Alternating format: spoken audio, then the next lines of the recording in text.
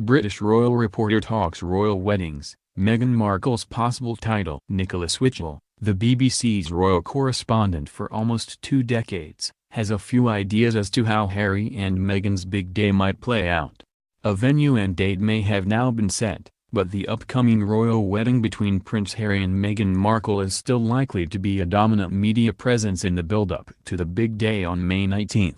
The couple are due to marry at St. George's Chapel in Windsor Castle, a venue that will no doubt be swamped with press from around the world in less than 5 months' time. But will it be anywhere near as big as the royal wedding in 2011 between Harry's older brother Prince William and Catherine Middleton? One commoner with more experience of regal affairs than most is Nicholas Witchell, the BBC's royal and diplomatic correspondent since 1998 and one of the most recognizable faces in British TV news. Speaking to The Hollywood Reporter, Witchell describes how Harry and Meghan's celebrations might compare to William and Kate's nuptials, talks the UK public's reaction to its new royal edition and, perhaps most interestingly, offers his thoughts on what Markle's future title might be.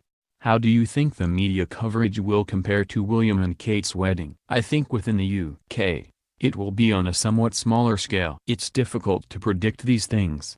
Harry is not the next king. He will, by the time of the wedding, be 6th in line to the throne. There's clearly considerable interest in his choice of bride, which will increase the level of interest, but the fact he's not going to be king, the fact that it's not taking place in one of the big set-piece churches or cathedrals in the center of London and the fact there isn't going to be a bank holiday, I think does have a bearing on the scale of the event and I suppose will have a general knock-on effect on the general sense of interest in UK.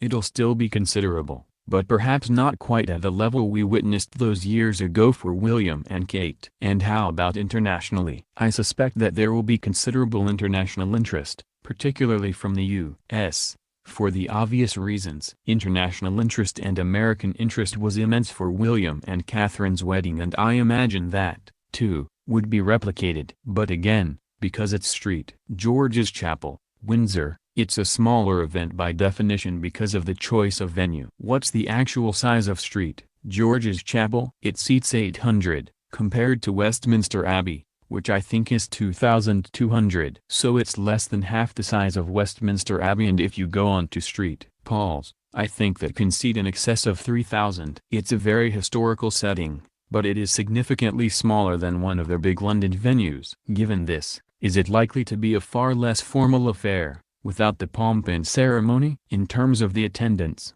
that will still have all the principal members of the royal family. Regarding the pomp, I imagine there would have to be some sort of a carriage procession through Windsor. Whether it will be quite the scale of the London procession with the cavalry trotting along behind, I think that is yet to be determined. But it might be brought down a notch or two from William and Kate's. But it'll be interesting to see whether Harry wears a uniform. I would have thought that he would, given his army background. Prince Harry served in the army for 10 years and has the rank of captain, and that in a sense sets the tone. If he wants to have a wedding with him dressed as an army officer, that encourages more people to dress in uniform. But there will, I'm sure, be trumpeters and a bit of that, just because St. George's Chapel is well used to pomp and pageantry, but on a rather smaller scale. Do you have any idea of the cost of a royal wedding? No, none at all. I suppose you'd have to pay the choir, all the flowers.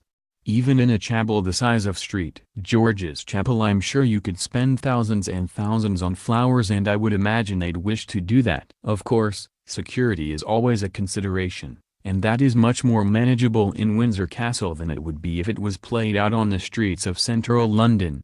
What's Meghan's title going to be? This whole title business is interesting. She automatically does become Princess Henry of Wales because the wife takes the style and rank of the husband. Catherine, strictly speaking, is Princess William of Wales. The Queen, being a traditionalist, will, I'm sure, confer a royal dukedom on Harry, so there will become the Duke and Duchess of somewhere, and the smart money seems to be on Sussex for some reason. There are a few royal dukedoms that haven't been used for donkey's years, but people seem to think it's the Duke and Duchess of Sussex that the Queen would confer. So at the moment of their marriage, she would become Her Royal Highness, the Duchess of wherever. Is this the only title she'd get? Yes. She does become a princess, but she's not a princess in her own right. Because she's not of royal blood, she will not be Princess Meghan any more than Catherine is Princess Catherine. She is Princess William. That's how it works. Diana was not, strictly speaking, Princess Diana, although everyone called her that. She was the Princess of Wales. Is she likely to go through any media training to prepare her for the role? There's no actual training as such. There are media advisors, people in the press office who give advice, but that's quite distinct from training, which implies something more formal and structured. But no, I don't think they believe in such a thing. Clearly if she's doing an interview she'll have views from the communications team and, very significantly, from Harry about how you do this. Although I have to say,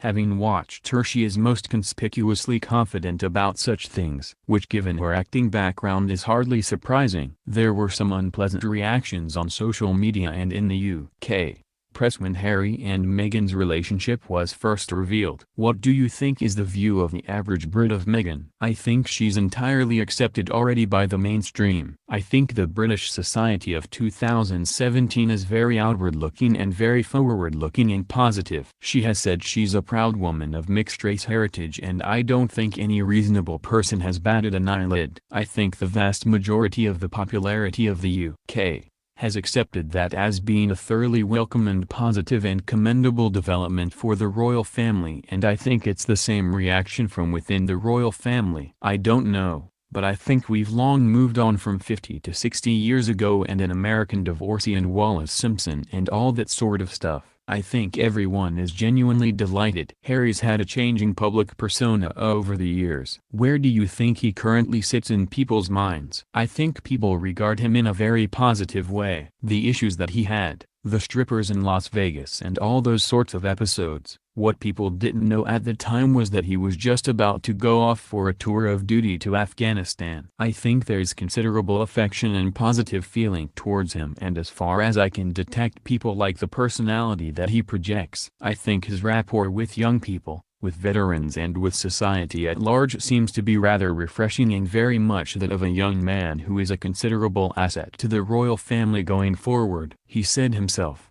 the army had a part to play in that, and the years after the death of his mother he shut down his emotions, and I'm sure that contributed to the few years when he was a little bit adrift. Is there much less pressure on Prince Harry than his brother? Yes, that's undoubtedly true. And I think he would accept that himself. He doesn't have the responsibility of knowing that one day he will be king and head of state and all that goes with that. When it comes to royal engagements, are Harry and Meghan likely to be as active as William and Kate? I think so. They haven't really given any indication, but it's what he does now. She said in the interview that she wants to get around the United Kingdom and meet people, and find out more about this country. It rather depends on how quickly they start a family. But it is expected of them. It is William and Catherine and Harry and Meghan who are the principal burden takers, as it were, along with obviously Prince Charles and Camilla, while the Queen is doing significantly less in terms of public appearances and certainly